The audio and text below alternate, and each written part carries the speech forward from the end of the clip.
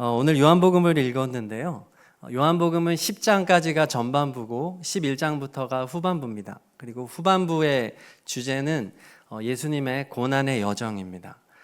그리고 이제 이 11장 후반부를 시작하는 첫 번째 사건이 오늘 봉독한 나사로의 소생 사건이 되겠습니다. 예수님께서는 이 나사로 3남매 가정, 이제 나사로, 마르다, 마리아 가정을 참 사랑하셨죠. 우리 5절 말씀 다 같이 봉독합니다. 예수께서 본래 마르다와 그 동생과 나사로를 사랑하시더니, 개역개정에 보면은 2절에 오라버니라고 번역이 되어 있어요. 그렇지만 원어에 보면 형제라는 단어를 쓰고 있기 때문에 나사로는 첫째일 수도 있지만 사실은 막내일 수도 있습니다. 근데 지금 우리가 봉독한 5절에 보니까 마르다와 동생과 나사로 순으로 기록을 하는 것을 보아 나사로는 막내였을 가능성이 높죠. 그리고 다른 본문에 보면 이 집의 가장 역할을 마르다가 하는 것을 우리가 볼 수 있어요. 그런 면에서 이 나사로는 사랑받는 막내 동생이었다라고 볼 수 있는 겁니다. 그러니까 가정에서 그 사랑이 가장 모이는 대상이었다는 거죠. 이제 저희 가정도 자녀가 이제 딸 둘의 막내 아들인데 이 막내 아들이 항상 사랑을 받는 위치에 있어요. 그래서 엊그제 우리 둘째 딸이 저희 아내한테 그러는 거예요. 엄마, 성윤이가 입이 나왔어요. 성윤이가 나를 부르는데 자꾸 예지 누나 이렇게 불러야 되는데 자꾸 나를 부를 때 예영이 누나, 아니 예지 누나 이렇게 부른다는 거예요.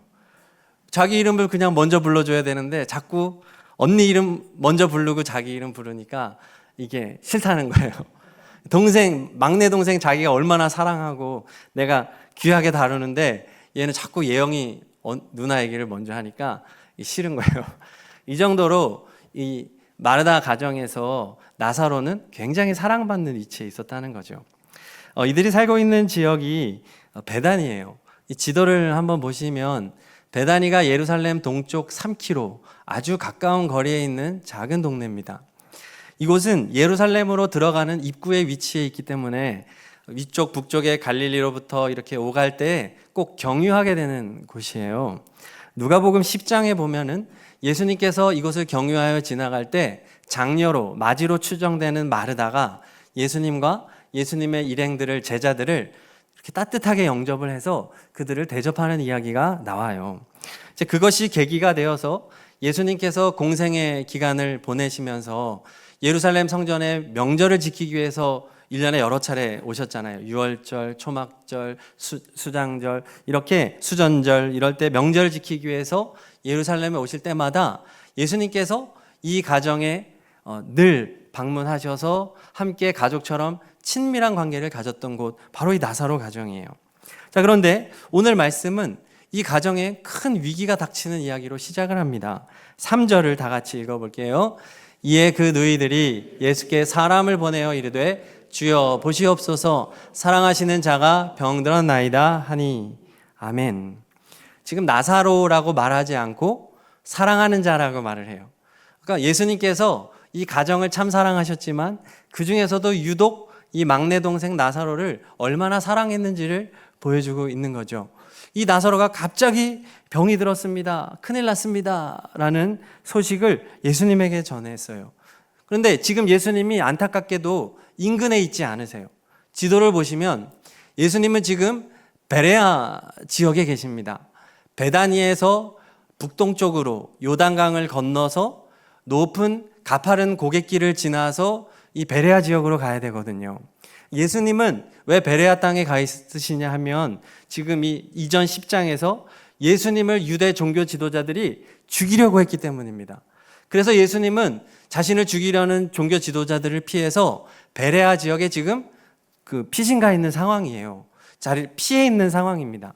그래서 이 소식을 예수님에게 전하는 데는 하루 정도가 소요되었을 것으로 봅니다. 이 소식을 들은 예수님이 말씀하세요. 4절에서 이 병은 죽을 병이 아니라 하나님의 영광을 위함이요 라고 말합니다. 이 말은 어떤 소식이 왔다는 얘기일까요? 죽을 병에 걸렸다고 소식이 왔겠죠. 사람들이 보기에 나사로는 지금 매우 위독한 상황에 있다는 겁니다. 예수님은 위독한 거 아니다라고 말했지만 나사로는 이 병 때문에 결국은 죽게 됐죠. 매우 위독한 상황, 골든타임이 중요한 병입니다. 그러므로 예수님은 지금 빨리 이동을 하셔야 해요. 우리가 이해할 수 없는 행동을 하십니다. 6절 다 같이 읽겠습니다. 나사로가 병들었다 함을 들으시고 그 계시던 곳에 이틀을 더 유하시고. 참 이해할 수 없죠. 소식이 제때에 전달이 됐는데 예수님은 의도적으로 방치한 거예요. 죽게 놔두신 거예요. 14절 읽겠습니다. 이에 예수께서 밝히 이르시되 나사로가 죽었느니라. 예수님은 죽도록 놔두셨어요. 그리고 그제서야 제자들에게 말씀하시기를 7절에 유대로 다시 가자 말씀합니다. 자, 오늘 말씀은 여러 가지로 좀 이해하기가 어려운 부분들이 많죠. 먼저 유대로 다시 가자는 말씀입니다. 아까도 말씀드렸지만 예수님은 지금 베레아 땅에 왜 가 계신가요? 자신을 죽이려고 하기 때문입니다. 매우 위험한 상황이라는 거예요. 그런데 예수님께서 베다니로 간다는 것은 예루살렘 바로 옆이니까 얼마나 위험하겠어요. 제자들도 말립니다. 8절 읽겠습니다. 제자들이 말하되 랍비여 방금도 또 그리로 가시려 하나이까. 제자들이 말리는 거예요. 주님 이건 좀 아닌 것 같아요. 지금 너무 위험한 상황이에요 라고 말리죠. 도마도 말합니다. 16절에 우리도 주와 함께 죽으러 가자. 이것은 장난이 아니에요. 정말로 죽을 수 있기 때문에 이런 이야기들을 하는 겁니다. 너무 위험한데도 불구하고 예수님은 유대로 가겠다고 하는 거고, 더 이해가 안 가는 거는 무엇이겠습니까? 이틀을 유했다는 것이죠. 골든타임을 주님이 보내셨다는 것, 이게 이해가 안 가는 거예요. 자, 예수님은 하나님이십니다. 믿으십니까? 모든 것을 아십니다. 모든 것을 감찰하십니다. 소식이 들어오지 않아도 예수님은 사랑하는 나사로가 병들었다는 것을 아실 거예요. 그리고 소식이 제때 왔습니다. 그러면 예수님은 분명히 고쳐주실 수 있고, 또 하나, 예수님이 꼭 베다니에 가야 될까요? 예수님은 백부장의 하인을 고쳐주실 때 어떻게 고치셨냐 하면 말씀만으로 고치셨던 적이 있어요. 예수님은 말씀으로 얼마든지 고쳐줄 수 있기 때문에 그 위험한 베다니에 굳이 가실 필요가 없었던 겁니다. 예수님의 오늘의 행동은 여러 가지로 이해가 안 가는 거죠. 왜 이틀을 더 유했을까? 그리고 이미 죽었는데 왜 그제서야 갈까? 참 풀리지 않는 질문이 생깁니다. 자, 예수님은 그 이유를 4절에서 말씀해요. 4절 다 같이 읽겠습니다. 예수께서 들으시고 이르시되 이 병은 죽을 병이 아니라 하나님의 영광을 위함이요 하나님의 아들이 이로 말미암아 영광을 받게 하려 함이라 하시더라. 아멘. 자, 두 가지죠. 누구의 영광을 위해서? 하나님 아버지의 영광을 위해서. 또 하나는 하나님의 아들의 영광을 위해서죠. 성부, 성자의 영광을 위해서 이렇게 한 것이다 라고 말씀합니다. 자, 그러면 예수님께서는 하나님의 영광과 자신의 영광을 나타내기 위해서 사랑하는 나사로, 그렇죠? 사랑한다고 하고 11절에 보면 우리 친구라고도 말을 하는 이 나사로를 이렇게 죽도록 방치하시고, 그리고 슬픈 장례식이 치러지게 하시고, 그 와중에 가셔서 짠하고 마치 영웅처럼 등장하셔서 야, 너희들 다 절망하고 있지? 자, 내가 어떤 존재인지 한번 보여줄게 하고서는 나사로야 나오너라 하고 겉봐 하나님께 영광 돌려, 나에게 영광 돌려. 자, 이렇게 하셨다는 이야기가 되잖아요. 그렇죠? 자, 그러면 선생님, 지금 제가 말씀드렸던 것이 예수님이 그동안 해오셨던 방식, 예수님의 성품과 어떻게 잘 일치하는 것 같으십니까? 뭔가 좀 안 맞는 것 같죠? 예수님은 그동안 자기를 누군가가 높이려고 할 때 어떻게 하세요? 자신을 높이지 않아요. 선한 선생님이요 라고 말하면 어떻게 합니까? 왜 나를 선하다고 하느냐? 아버지만 선하다. 그렇죠? 예수님을 임금 삼으려고 하면 어떻게 했습니까? 그 자리를 피하셨습니다. 예수님은 자신을 과시하는 것에 조금도 관심이 없어요. 사탄이 예수님을 처음으로 시험한 게 뭐죠? 돌이 떡이 되게 하라. 자, 돌이 떡이 되게 하는 게 뭐 대단한 기적입니까? 예수님 보시기에? 그렇죠? 돌이 떡이 되게 하면 누가 피해를 입습니까? 그 자리에 뭐 다른 사람이 있습니까? 오병이어의 기적을 행하는 분이 돌이 떡이 되게 하는 것은 아무것도 아니에요. 그렇지만 예수님은 사단의 그 요구를 어떻게 하세요? 거절하십니다. 왜 그렇죠? 자신을 과시하지 않는 겁니다. 하나님의 아들이라면 해라. 하나님의 아들이라면 한번 증명해봐. 예수님은 아니, 나는 나를 증명할 필요가 없는 존재야. 나는 나를 드러낼 필요가 없는 존재야. 하나님이 나를 드러내는 것이지. 예수님은 그동안 늘 겸손하게 자신의 사명을 감당해 왔던, 묵묵히 감당해 왔던 분이신데 오늘의 행동은 여러 가지로 이해가 되지 않는 것이죠. 자, 오늘 나사로의 소생 기적에 담겨져 있는 진정한 의미를 말씀드리겠습니다.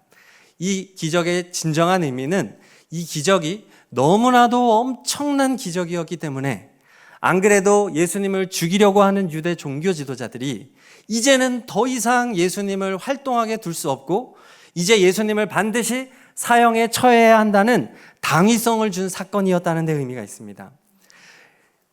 역사적으로 사람이 죽었다가 몇 시간 안에 다시 소생하게 되어지는 일들은 종종 일어나는 일이죠. 장례식을 치르려고 했는데 다시 살아나는 일들은 역사적으로 종종 일어납니다. 자주는 안 일어나지만. 그리고 하나님께서도 이런 기적들을 베풀어 주세요. 예를 들어 열왕기서에 보면 엘리야가 사르밧 과부의 아들을 살려주죠. 또 엘리사가 수넴 여인의 아들을 살려줍니다. 예수님도 살려주신 적 여러 번 있어요. 회당장 야이로의 딸을 살려주시고 나인성 과부의 아들도 살려주세요. 그렇지만 지금처럼 죽은 지 4일이나 지나서 이제 무덤에 누이고 장례가 진행이 되고 이제 시체가 부패되고 냄새나는 이러한 상황 속에서 사람이 소생하게 되어진 역사는 단 한 번도 일어나지 않았던 거예요. 자, 19절에 보면은 많은 유대인들이 마르다와 마리아에게 그 오라베 일로 위문하러 왔다 말합니다. 자, 장례식에 많은 유대인이 왔대요. 이 본문으로 인해서 나사로 가정은 지역의 부유한 유지였을 것으로 추정을 합니다. 그러면 안 그래도 예루살렘 바로 옆에 있는 동네에서 많은 유대인들이 이 일을 조문하러 왔는데 이 엄청난 기적을 예수님이 행했다는 사실이 이제 곧바로 퍼지게 되지 않겠어요? 종교 중심지요, 정치 중심지요, 이스라엘 수도 예루살렘에 이 소식이 쫙 퍼지게 될 겁니다. 그러면 이제 자연히 예수님을 죽이려고 하는 유대 종교 지도자들의 인기와 지지는 사그러들게 될 것이고 그들의 권력도 약해질 것이고 예수님의 이름이 더 높아질 거 아니에요. 그 유대 종교 지도자들은 더 이상 이 예수님을 가만히 둘 수 없게 된 겁니다. 결국 오늘 나사로의 소생 사건은 예수님의 십자가 죽음을 급격히 단축시키는 기폭제가 된 거예요. 오늘 요한복음 11장에서 나사로가 소생하고요. 요한복음 19장에서 예수님 십자가에서 돌아가십니다. 11장과 19장이니까 무려 8장 차이가 나서 우리는 많은 시간이 지났을 것이라고 생각을 하지만 나사로의 소생과 예수님의 십자가 죽으심의 기간은 고작 6일에서 7일이에요. 일주일도 안 되는 시간이에요. 종려주일 바로 직전에 일어난 사건이었던 것입니다. 결국 예수님이 이틀을 유하시면서 나사로를 죽게 하신 이유는 예수님께서 베다니에 가셔서 이 죽은 나사로를 다시 살리시고 그 발걸음은 거기서 끝나는 것이 아니라 곧바로 종려주일 예루살렘 입성으로 이어지게 되고 이 엄청나게 소문이 나고 더 이상 예수님을 방치할 수 없었던 유대 종교 지도자들이 예수님을 십자가에 못 박아 죽이는 그 여정으로 곧바로 이어지게 된다는 사실이죠. 그러므로 오늘 4절이 말했던 하나님의 영광을 위하고 아들의 영광을 위한다라는 말은 나사로의 소생 사건 이 자체로 말미암은 하나님 또 예수님의 영광이 아니라 그 다음 단계인 예수님의 십자가 죽음과 부활을 통한 영광을 상징하는 것입니다. 할렐루야. 예수님께서는 나사로의 죽음 앞에서 매우 슬퍼하십니다. 35절 같이 읽겠습니다. 예수께서 이 눈물은 나사로의 장례식장에 왔을 때 비로소 흘리신 눈물이 아니에요. 이미 예수님은 이틀을 유하시는 그때부터 이 슬픔의 눈물을 흘리셨고 이 눈물은 인간의 눈물이 아닙니다. 이 눈물은 하나님의 눈물입니다. 인간이 처한 절망적인 상황, 사랑하는 자, 나사로는 모든 인간을 상징하는 겁니다. 하나님이 존귀하게 창조한 사람, 너무나도 사랑하고 너무나도 귀하게 여기는 인간이 죄로 말미암아 죽음과 영원한 지옥의 형벌을 받게 된 것에 대한 그 죄에 대한 분노의 눈물인 것입니다. 그리고 그 죽을 수밖에 없는 인간에 대한 그 긍휼의 마음으로 인간들을 사랑하는 저희들을 반드시 살려야만 한다. 반드시 회복시키겠다. 라고 하는 결단의 눈물인 것입니다. 나는 반드시 인간의 죄의 문제를 해결할 거야. 나는 인간이 닥친 이 근본적인 문제를 해결할 거야. 나는 십자가로 가야 해. 십자가로 갈 것이야. 라고 하는 결연한 눈물이었던 것입니다. 우리도 사실은 이 마음을 오해하죠. 예수님 이틀 동안 뭐 한 거야? 왜 죽게 놔둔 거야? 아니에요. 주님은 그때부터 이미 깊은 하나님의 눈물을 흘리고 있었던 것이죠. 우리도 몰랐지만 마르다와 마리아도 몰랐습니다. 예수님 장례식장에 온 예수님을 보면서 마르다와 마리아는 섭섭한 마음을 토해내요. 자, 21절 읽겠습니다. 마르다가 예수께 여짜오되 주께서 여기 계셨더라면 내 오라버니가 죽지 아니하였겠나이다. 자, 32절 마리아도 똑같아요. 시작. 마리아가 예수 계신 곳에 가서 배웠고 주께서 여기 계셨더라면 내 오라버니가 죽지 아니하였겠나이다. 여러분, 이 말투에 담겨진 감정이 느껴지십니까? 어떤 감정일 것 같아요? 섭섭한 거예요. 섭섭한 거. 예수님, 그렇게 사랑하는 나사로를, 그래서 우리가 급하게 사람을 보냈잖아요. 예수님, 제때 소식 갔잖아요. 예수님, 왜? 섭섭한 거예요. 주님이 계셨더라면 죽지 않았을 텐데요. 슬픈 거예요. 너무 비통한 거예요. 자, 마리아와 마르다 그럴만 하죠. 그렇죠? 우리라도 그렇게 했을 거죠. 근데요, 마리아와 마르다는 당시에 가장 믿음이 좋은 사람들의 하나입니다. 아까도 말씀드렸듯이 이 가정은 베다니 지역의 아주 부유한 지역 유지였을 것으로 추정을 해요. 예수님의 일행을 명절 때마다 그렇게 영접하여서, 명절이 하루가 아니잖아요. 일주일씩이나 진행되어지는 1년에 몇 차례 그 일정을, 이 많은 사람들을 늘 대접하고 먹이려면 기본적인 재산이 있어야 되는 거예요. 그때마다 언제나 영접하고 섬겼잖아요. 얼마나 아름다운 신앙입니까?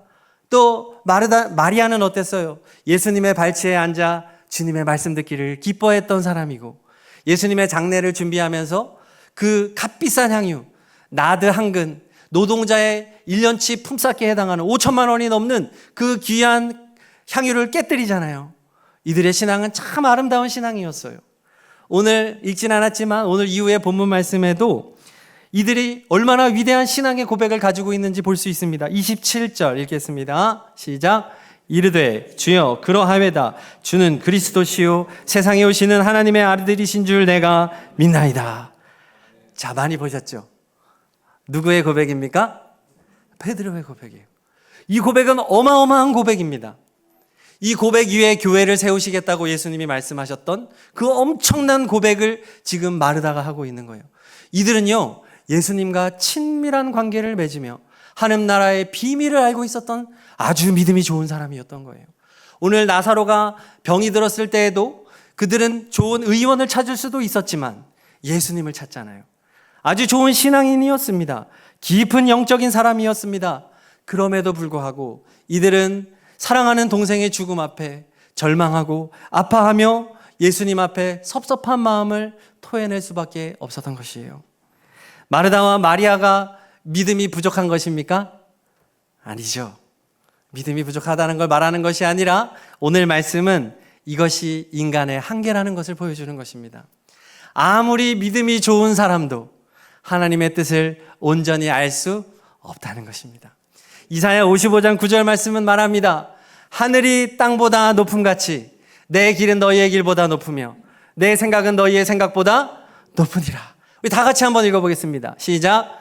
하늘이 땅보다 높음같이 내 길은 너희의 길보다 높으며 내 생각은 너희의 생각보다 높음이니라. 맞아요. 우리는요, 하나님이 우리에게 알려주는 만큼만 알 수 있는 겁니다. 그게 신앙이라는 거예요. 우리가 영적인 사람은 모든 것을 아는 사람이 영적인 사람이 아니라는 거예요. 영적인 사람은 알지 못하지만 인간의 한계를 인정하고 누구를 믿어야 하는지를 알고 있는 사람이죠. 인내하는 사람. 성령의 중요한 은사의 하나가 인내잖아요. 인내가 무엇입니까? 하나님이 알려주고 보여주실 때까지 참고 기다리는 것입니다. 마르다와 마리아는 왜 나사로가 죽었는지, 왜 우리 가정에 이러한 절망이 찾아왔는지 이유를 몰라요. 그렇지만 이들은 누구를 찾아야 하는지는 알고 있습니다. 누구를 찾아야 할까요? 예수님입니다. 이들이 기도했을 때 어떤 일이 벌어졌습니까? 예수님께서는, 우리 노란 글씨 읽겠습니다. 시작. 예수님께서는 이 문제를 자신의 문제 삼으세요. 오늘 봉독한 요한복음 11장 1절에서 16절까지의 말씀은 마르다 가정이 있는 베다니에서 이루어진 대화가 아니에요. 예수님이 계신 베레아 땅에서 이루어진 대화입니다. 예수님께서는요, 나사로 가정에 일어나는 이 사건을 정확하게 해석합니다. 4절 다 같이 읽습니다. 예수께서 들으시고 이르시되 이 병은 죽을 병이 아니라 하나님의 영광을 위함이요 하나님의 아들이 이로 말미암아 영광을 받게 하려 함이라 하시더라. 예수님 완전하게 해석하시죠. 또 예수님은 응답의 때를 정하세요. 6절과 7절 읽습니다. 나사로가 병들었다 함을 들으시고 그 계시던 곳에 이틀을 더 유하시고 그 후에 제자들이 시대 유대로 다시 가자. 마르다와 마리아는 이 사실을 압니까 모릅니까? 아무것도 몰라요. 그러나 예수님은요, 이 사건을 정확하게 해석하시고 응답의 때를 정하시고, 할렐루야. 그리고 이때 예수님이 정하신 게 뭐였다고요? 십자가 죽음을 결정하신 것입니다. 내가 죽어야겠구나. 나의 죽음과 나사로의 죽음을 바꿔야 되겠구나. 주님은 결정하신 것입니다. 우리도 마찬가지입니다. 우리가 이 땅에서 기도할 때 이 땅에서는 아무 일도 일어나지 않는 것 같아 보여요. 그럴 때 많으시죠? 뭐야, 변화된 게 없네. 그렇지만 아니에요. 천상에서 우리 예수님께서는 국무회의를 여시고 우리의 문제, 우리의 기도의 제목을 가지고 우리 주님은 밤새 토론하시고 그 문제를 완전하게 해석하시고 응답의 때와 방법을 정하시는 줄로 믿습니다. 그리고 주님께서는 우리를 대신하여 아파하시고 십자가를 지시고 우리의 문제를 대신 고통당하시기를 결정하신다는 사실이에요. 오늘 말씀은 그거를 보여주는 겁니다. 마르다와 마리아를 만나주신 예수님은 한 가지를 요구하세요. 25절 26절 읽습니다.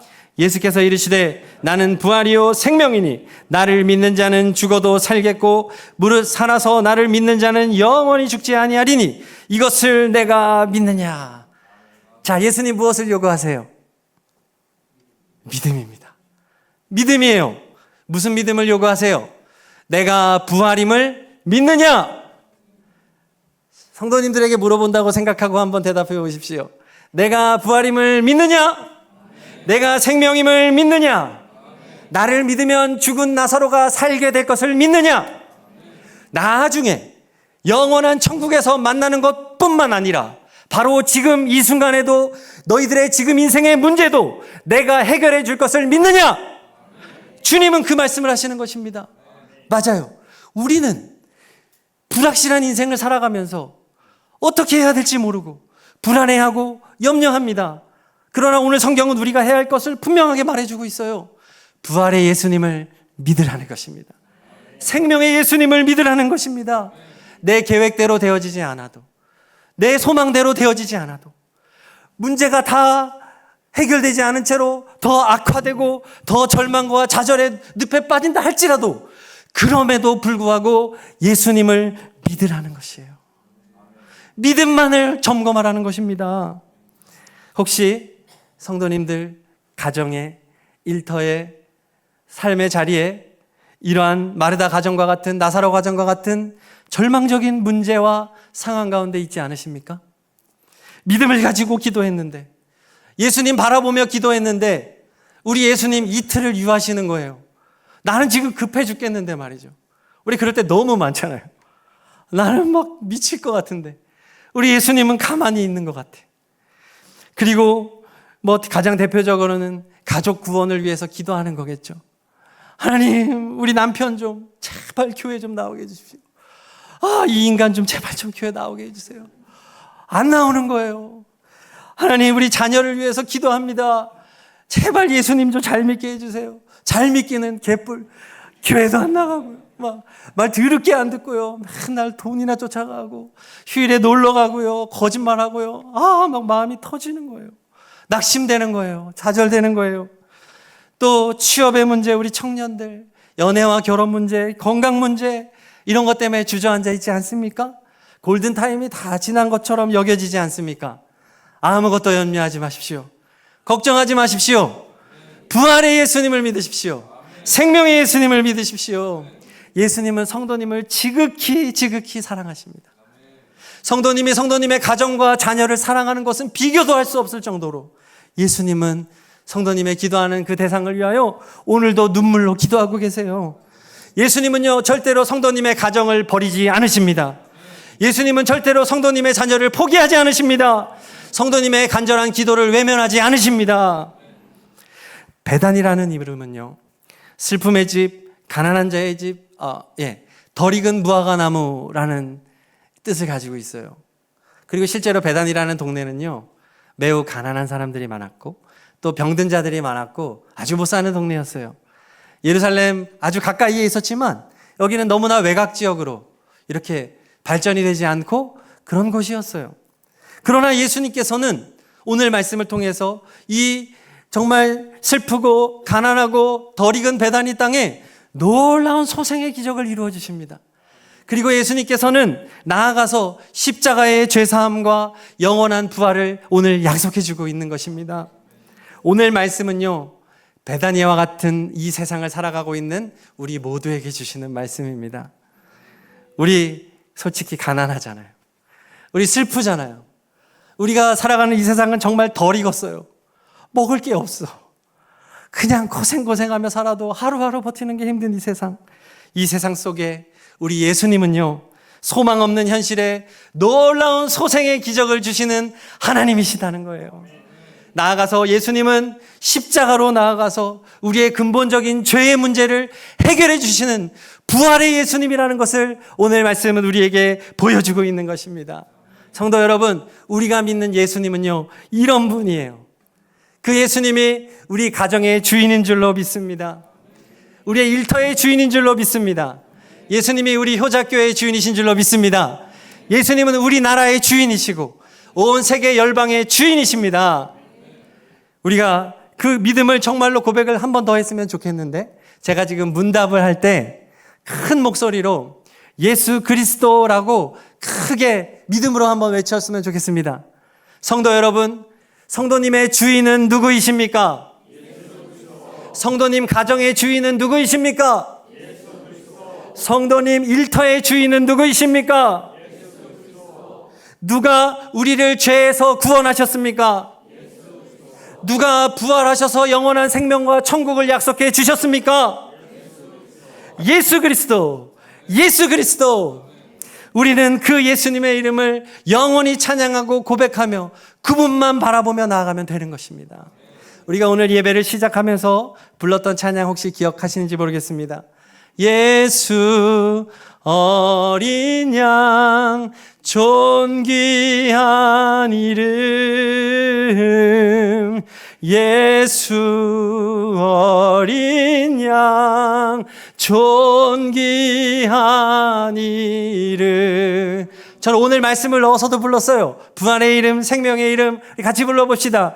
예수 어린 양 부활의 이름,